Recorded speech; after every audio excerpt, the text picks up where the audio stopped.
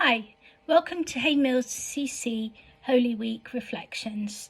Haymills CC, we're wild, welcoming, inclusive, loving and diverse. Today in the Christian calendar it's Maundy Thursday, and it's today we remember in the lead up to Easter, Jesus celebrating his final Passover with his disciples. The reflection for today had quite a long Bible passage to read. It's from Luke's Gospel, chapter 22, 7 to 46. But I'm not going to read all of it. It starts with the Passover, a period when Jewish people remembered and still remember their release from slavery in Egypt. It's in the Old Testament. On this day, a family meal is prepared and eaten. Jesus is excited to eat and celebrate with his friends, but it's tainted with sadness and betrayal. As I read chapter 22, verses 20 to 30. In the same way, after the supper, he took the cup, saying, "This cup is the new covenant in my blood, which is poured out for you. But the hand of him who is going to betray me is with mine on the table. The Son of Man will go as it has been decreed, but woe to that man who betrays him." They began to question among themselves which of them it might be who would do this. A dispute also arose among them as to which of them was considered to be the greatest. Jesus said to them, "The kings of the Gentiles lord it over them, and those who exercise authority over them call themselves benefactors. But you're not to be like that. Instead, the greatest among you should be like the youngest, and the one who rules like the one who serves. For who is greater, the one who has sat at the table, or the one who serves? It's not the one who is at the table, but I am among you as one who serves. You are those who have stood by me in my trials, and I confer on you a kingdom, just as my Father conferred one on me, so that you may eat and drink at my table in my kingdom and sit on thrones, judging the 12 tribes of Israel."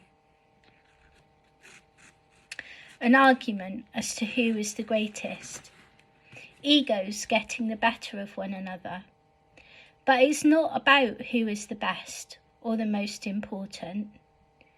In John chapter 13, verses 1 to 7, Jesus washes the disciples' feet.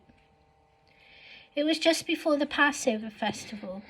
Jesus knew that the hour had come for him to leave this world and go to the Father.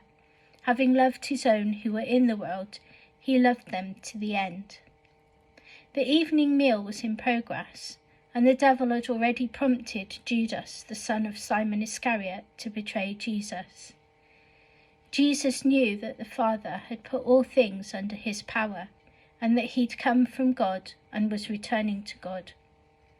So he got up from the meal, took off his outer clothing, and wrapped a towel round his waist.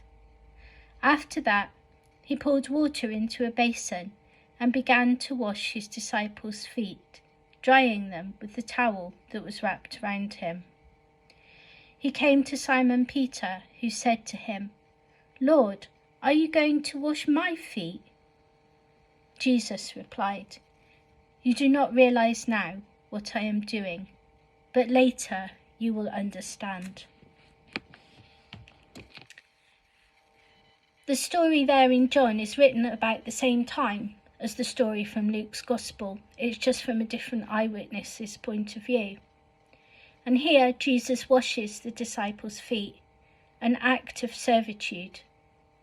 After walking in the dust and the dirt of the desert wearing sandals, it was polite to wash the feet of your visitors. Normally, a servant might do it, the lowest of the low. It would be a bit like taking your shoes off when you go into someone's house. It's the polite thing to do. But it's not about lording it over people and saying, "Servant, wash my feet." just because we know Jesus doesn't make us better than someone who doesn't. We shouldn't go round saying, we know Jesus, we're Christians, so we're better.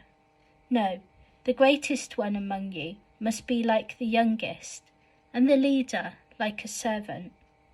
Jesus was that servant. If you'd like to know more about being Jesus-y, contact us at Haymills CC.